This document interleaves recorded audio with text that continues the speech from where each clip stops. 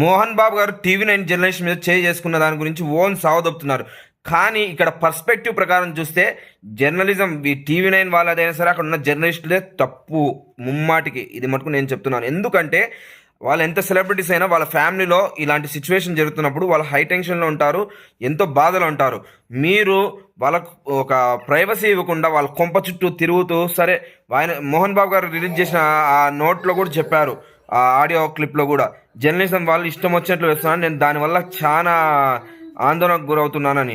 మీ వల్లే ఇదంతా ఆయన ఇంకా హైటెన్షన్ బయటకు అంతా చేరింది, నా పరువు ఏమవుతుందని ఆయన ఆలోచిస్తున్నాడు. మీరు ఆయన ఇంటి చుట్టూ తిరగడం మీరు చేసిన ముమ్మాడికి తప్పు.